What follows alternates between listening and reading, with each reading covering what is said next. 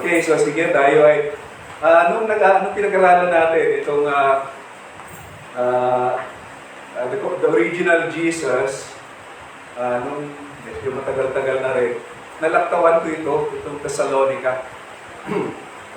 Mula ito sa aklat ni John Stott, The Incomparable Christ, at yung the original Jesus, ang ibig sabihin, yung itinuturo ng original na mga alagad ng Panginoong Jesucristo, yung mga apostol, tungkol kay Jesucristo. Kaya yung bawat aklat ng Bagong Tipan, merong partikular na itinuturo tungkol sa Panginoong Jesucristo.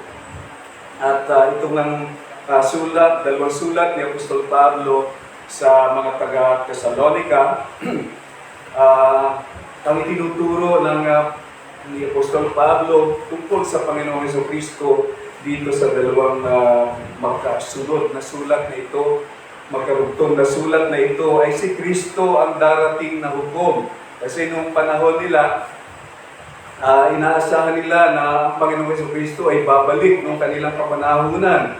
Kaya merong mga nag-aantabay na sa Panginoong Jesucristo, sa pagbabalik ng Panginoong Jesucristo, at merong implikasyon sa kanilang pamumuhay, yung pag-aantay sa pagbabalik ng Panginoong Jesucristo. At kung papaano noon, ay ganoon din sa atin ngayon. Bilang mga mananampalataya, merong mahalagang implikasyon, merong kinalaman sa ating pamumuhay at pag-iisip, pananampalataya, ang pag-aantay sa pagbabalik ng Panginoong Jesucristo. At merong wastong paghihintay sa pagbabalik ng Panginoong Jesucristo. Ngayong panahon natin, ito ay pinatitingkad nung mga nangyayari sa daigdig, no? Merong mga naniniwala sa pagbabalik ng Panginoong Jesucristo at nakakaalam noong mga tanda na ipinahayag ng Panginoong Jesucristo, partikular sa Mateo 24, sa kapahayagan sa Revelations, merong mga nag-aabang na sa pagbabalik ng Panginoong Jesucristo at hindi masama yun. Actually, angkop na pananaw sa ating pananampalataya sa pagbabalik ng Panginoong Jesucristo, yung nag-aantabay sa mga kaganapan sa daigdig. Kaya sabi ng Panginoong Jesucristo, pinuna niya yung mga Hudyo noong kanyang kapanahunan, alam niyo ika, kung yung mga tanda sa panahon, alam niyo kung magtatag-araw na, alam niyo kung magbabago yung mga yung panahon, batay sa mga tanda na tinitingnan ng mga tao. Gayon din, sa pagbabalik ng Panginoong Jesucristo, tayo ng mga mananampalataya ay meron dapat pag-aantabay, pag-aantay, pagmamasid sa mga kaganapan sa daigdig. Yung susing talata dito sa akla o sa sulat na ito ay ang unang Thessalonica 1:9-10. Yung mga mananampalataya, yung mga taga-Thessalonica, ang sabi ni Apostol Pablo, kung paanong bumaling kayo sa Diyos mula sa mga Diyos-Diyosan upang maglingkod sa buhay at tunay na Diyos at upang hintayin ang kanyang anak mula sa langit na kanyang binuhay mula sa mga patay, si Jesus na nagliligtas sa atin mula sa puot na darating. Puot na darating ay yung hatol ng igagawad ni Jesucristo sa kanyang pagbabalik, sapagkat sa kanyang pagbabalik siya ay darating na isang hukom na hahatol sa buong sanlibutan. Dinalaw yung konteksto o yung setting, yung kapaligiran nitong sulat, si Pablo at yung kanyang mga kasamahan, na dinalaw nila yung ang iglesia sa Thessalonica, sa kanilang ikalawang paglalakbay ni Pablo sa kanyang pangangalat ng Ebanghelyo. At ito munang sulat ay kanyang ginawa, sabi ng mga dalubhasa, mga ilang buwan o ilang linggo pagkatapos noong pagdalaw niya dito sa mga iglesia sa Thessalonica. At yung ikalawang sulat, kasunod na rin kaagad nung unang sulat. Sa unang Thessalonica, isa siya, doon yung pahiwatig niya. 1 Thessalonians 1:9. Sabi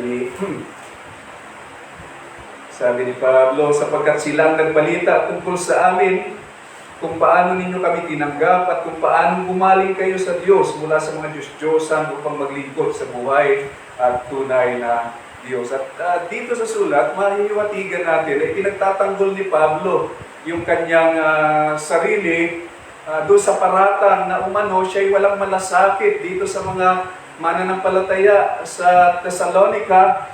Nilayasan ika kayo ni Pablo, wala siyang malasakit sa inyo. So, ganoon yung kanyang yung sinasabi ng mga lisyang guro na nagtuturo at naninira, nagtuturo sa mga taga-Thessalonica at naninira sa kanya. At gayon din, bilang pastor nila, ginagabayan niya at pinalalakas ang loob nitong mga mananampalataya dahil doon sa mga na ituturo o sinasabi nitong mga lisyang guro na itong mga mananampalatayang taga-Thessalonica, pinanghihinaan ng loob. Meron silang ilang mga concerns at ito nga yung titingnan natin dito sa pag-aaral. So, yung punto, ang pag-asa sa hinaharap ay mahalagang sangkap ng pagkaalagad ni Kristo. Mahalaga sa atin, tayo bilang mga mananampalataya, meron tayo dapat pananaw ng pag-aantay sa pagbabalik ng Panginoong Jesucristo at meron niyang implikasyon sa ating pamumuhay. May kinalaman sa ating maayos na pamumuhay bilang mga mananampalataya, yung pag-asa sa pagbabalik ng Panginoong Jesucristo. Ang Kristiyano ay makikilala hindi lang sa pamamagitan ng pananampalataya at pag-ibig, bagkus gayon din sa kanyang pag-asa. Si Pablo madalas binabanggit yung pag-ibig, pananampalataya at pag-asa. Iba-ibang pagkakasunod-sunod. Pero yan yung fe, esperanza, caridad. Pananampalataya, pag-asa, at pag-ibig. So, mahalaga na sangkap ng ating pananampalataya yung pag-aantabay sa pagbabalik ng Panginoong Jesucristo. So, merong apat na pangunahing mga siping pang-eskatolohiya. Yung eskatolohiya ay yung pag-aaral sa mga huling araw o mga huling bagay. Study of the last things, yan yung eskatolohiya. At tumutukoy yan sa pagbabalik ng Panginoong Jesucristo. So, merong apat na mga passages na pang-eskatolohiya dito sa dalawang sulat. At ito ay mayroong ilang may apat na concerns na sinasagot. So una, mayroong ilan na nagdadalang hati sa pangungulila. Sa unang Thessalonica 4, 13 hanggang 18. 1 Thessalonians 4:13 to 18, mga kapatid, nais naming malaman ninyo ang tungkol sa mga natutulog, upang kayo'y huwag malungkot na gaya ng iba na walang pag-asa. Sapagkat kung tayo'y sumasampalataya sa Jesus ay namatay at muling binuhay, ay gayon din naman sa pamamagitan ni Jesus, ang mga natutulog ay dadalhin ng Diyos na kasama niya, etc. May binanggit siyang mga order na mangyayari sa pagbabalik ng Panginoong Jesucristo. Yung mga namatay, mauna silang babangon, pagkatapos yung mga nabuhay ay babaguhin at sasalubungin si Jesucristo sa kanyang pagbaba. Sabi niya sa verse 18, kaya't mag-aliwan kayo sa isa't isa ng mga salitang ito. Ito ay para sa kaaliwan ng mga nagdadalamhati. Meron kasing mga mananampalataya na hindi pa nila alam itong katuruan na ito, na nalulungkot, nag-iisip sila yung mga namatay na mga mananampalataya, nangangamba sila na sila, yung mga namatay na, malulugi kumbaga sa pagbabalik ni Jesucristo. Kaya ang sagot ni Pablo ay magbigay ng isang simpleng kredo, isang simpleng pagpapahayag ng pananampalataya tungkol sa huling araw. Tayo'y sumasampalataya, sabi niya sa 14 at 15, sapagkat tayo'y sumasampalataya na meron siyang binanggit, si Jesus ay namatay, gayon din naman sa pamamagitan ni Jesus, ang mga natutulog, ang mga namatay, ay dadalihin ng Diyos na kasama niya. So, tayo'y sumasampalataya na dahil sa kamatayan at muling pagkabuhay ni Jesucristo, ang mga namatay ay bubuhayin muli. Kaya ito yung order noong yung pagkakasunod-sunod ng mga sinasabi niyang mangyayari. Ang Panginoon mismo ay darating mula sa langit. At pagkatapos yung mga Kristiyanong namatay, sila ay unang mabubuhay. Yung mga namatay na mananampalataya, bago bumalik ang Panginoong Jesucristo, sila ay bubuhayin muli sa isang maluwalhating katawan. Mababasa natin yan sa 1 Corinthians 15, yung pagpapaliwanag ni Pablo kung anong mangyayari sa pagkabuhay na muli. At yung mga namatay na ngayon, na binuhay na muli, ay kasama ni Jesucristo na bababa. At pagkatapos, yung mga Kristiyanong nabubuhay, sabi niya, hindi tayo mauna kaysa doon sa mga namatay. Mauna muna silang buhayin bago tayo baguhin. Kasi yung mga hindi namatay na darat na ng Panginoong Jesucristo ay babaguhin yung pag-iran, yung katawan. Bibigyan ng bagong katawan na maluwalhati, na kagaya rin nung ibinigay doon sa mga namatay na binuhay na. At yun ay, yung katawan na yun ay kagaya ng maluwalhating katawan ng Panginoong Jesucristo. Sapagkat si Jesucristo ay babalik na mayroong katawan. No? Iniakyat niya na sa langit yung katawan niyang yun na maluwalhati. At tayong lahat, pagkatapos noon, tayong lahat ay makakasama ng Panginoon magpasawalang hanggan. At makikita natin sa Revelations 21 na ang ating magiging tirahan ay isang bagong langit at bagong lupa. Hindi doon sa kinaroroonan ngayon ng Diyos o ng mga kaluluwang namatay. Ibababa, babalik, bubuhayin muli sa maluwalhating katawan ang mga Kristiyanong namatay at maninirahan sa isang binagong sangnilikha, sa isang bagong langit at bagong lupa. So, mga Kristiyanong namatay ay bubuhayin muli at saka ang mga nabubuhay ay babaguhin at walang hanggang makakasama ni Kristo sa bagong nilikha. So, yan yung sagot ni Pablo sa concern ng mga nagdadalamhati sa pangungulila doon sa mga namatay nilang mahal sa buhay. At ikalawa, ang ilan ay mausisa tungkol sa kronolohiya, yung pagkakasunod-sunod ng mga mangyayari. So, yung ilan sa mga taga-Thessalonica ay nag-aalala kung sila ba ay magiging handa sa pagbabalik ng Panginoong Jesucristo. At ang iniisip nilang paghahanda ay alamin yung petsa ng pagbabalik ng Panginoong Jesucristo. At nangyayari pa rin yan hanggang ngayon sa mga Kristiyano, may ilang mga mananampalataya na ganyan ang pag-iisip, alamin kung ano yung petsa ng pagbabalik ng Panginoong Jesucristo. Sabi na nga ng Panginoong Jesucristo na hindi para sa atin, sa mga gawa, isa, talata, meron ba rito? Wala. So, mga gawa, isa,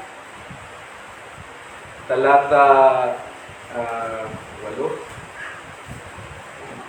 Sabi ng Panginoong Jesucristo, nung nag-inquire, 7 pala.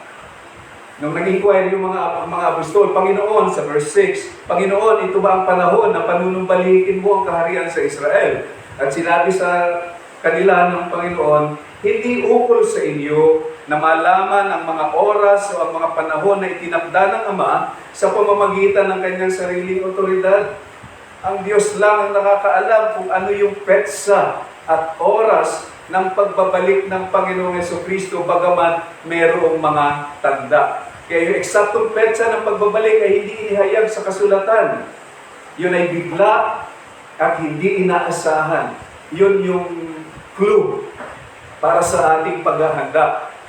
Ano yung pangangailangan kung bakit tayo kinakailangan maghanda palagi ay sapagkat hindi natin alam yung eksaktong oras at petsa ng pagbabalik ng Panginoong Jesucristo. At yun ay magbibigay sa atin ng pananaw na laging handa.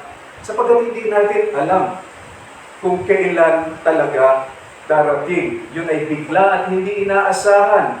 Kaya ang paglalarawan niya ay gaya ng magnanakaw sa gabi. Hindi natin alam kung may magnanakaw, kailan darating ang magnanakaw. Kaya dapat laging handa. At yun ay bigla at hindi maiiwasan. Gaya ng panganganak sa dulo ng pagbubuntis. Hindi maiiwasan kapag lalabas na yung bata sa sinapupunan, hindi pwedeng pigilan. So, bigla at hindi inaasahan at bigla at hindi maiiwasan. So, yun ang magbigay sa atin ng kahandaan palagi sa pagbabalik ng Panginoong Jesucristo. Huwag tayong datnan na nagpapabaya o natutulog sa pagbabalik ng Panginoong Jesucristo. At ikatlong concern na sinasagot ni Apostol Pablo, ang ilan ay dumaranas ng matinding pag-uusig. Sa 2 Thessalonians 1:4-10, yung kanilang pagpapatuloy at pananampalataya sa gitna ng mga pagsubok ay patotoo ng matuwid na hatol ng Diyos. Yung mananampalataya ay umaasa sa katuwiran ng Diyos na siya ay magbibigay ng gantimpala sa mga tapat na mananampalataya.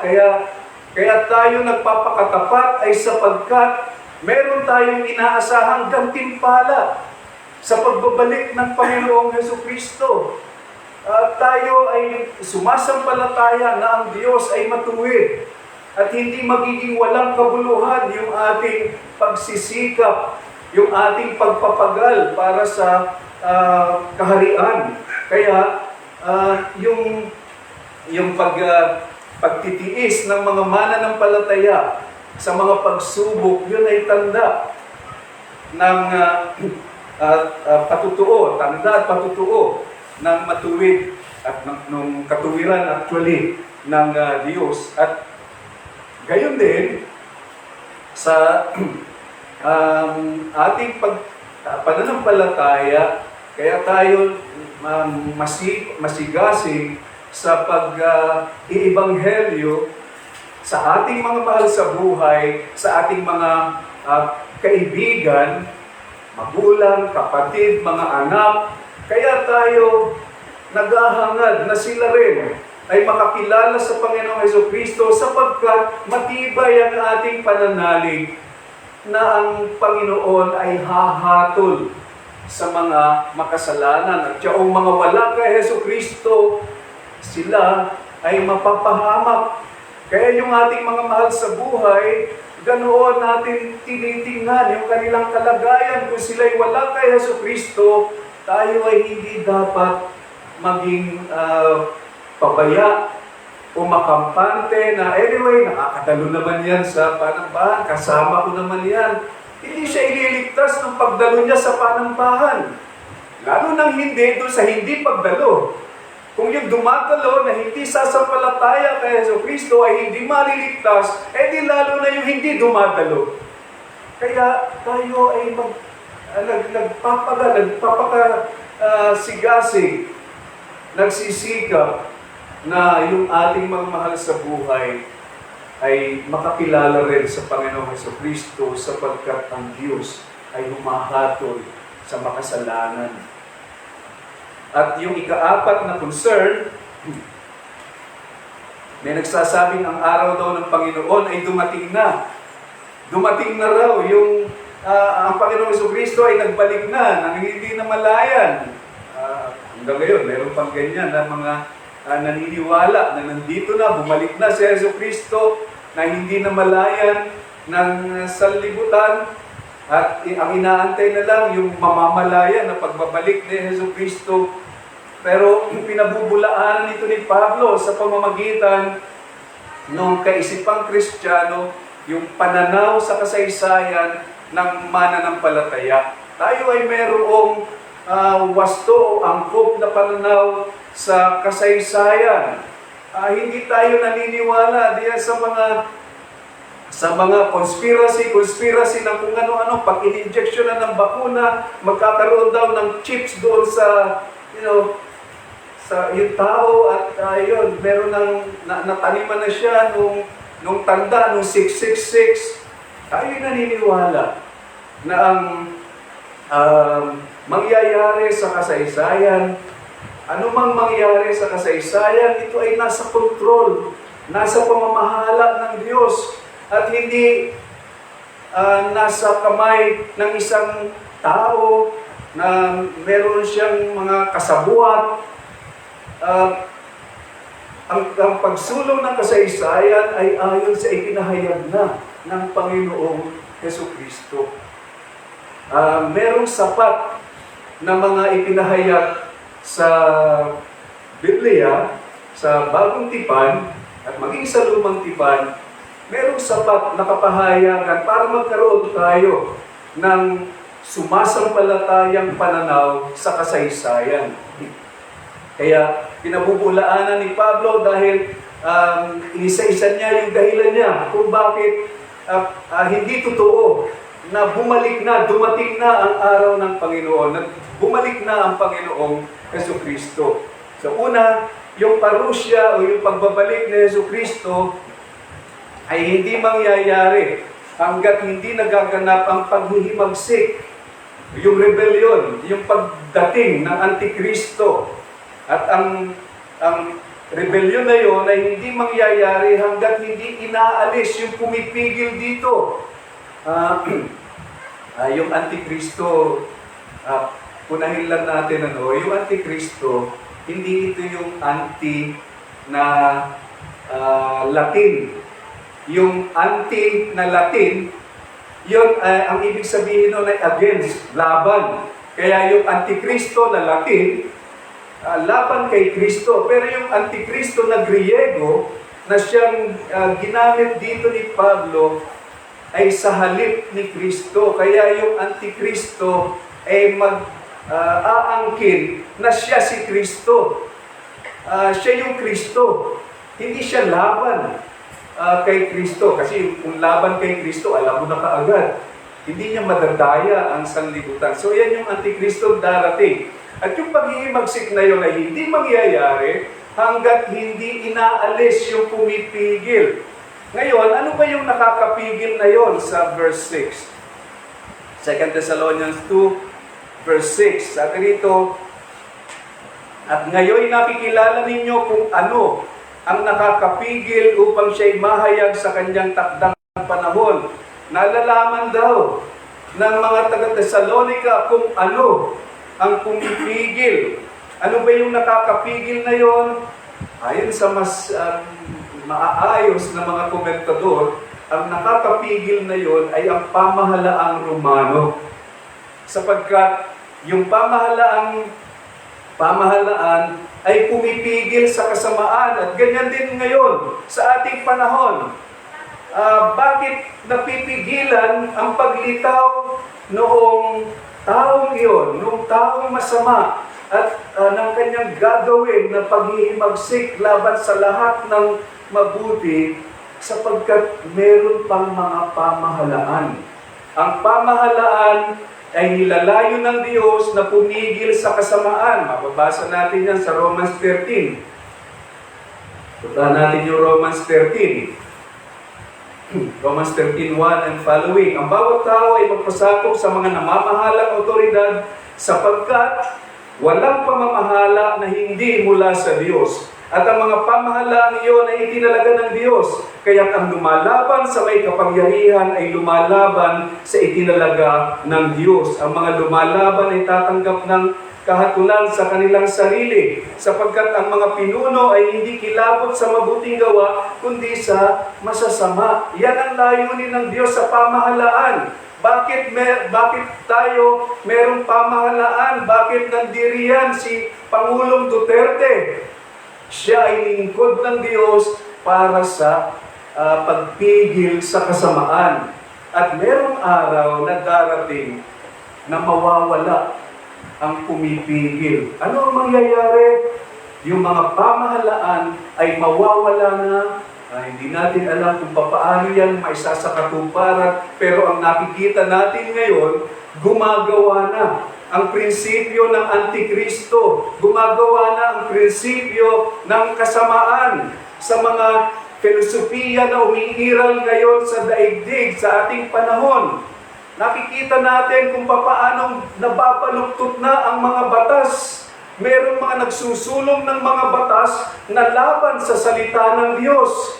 Ngayon, meron ng karapatan ang tao na pumili. Dahil isinabatas na, may karapatan na ang tao na mamili ng kanyang kasarian.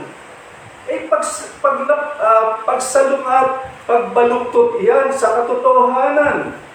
Na ang isang tao ang mamimili ng kanyang kasarian. Ako'y babae na nakakulong sa katawan ng isang lalaki. Binigyan na ng karapatan sa maraming mga bansa.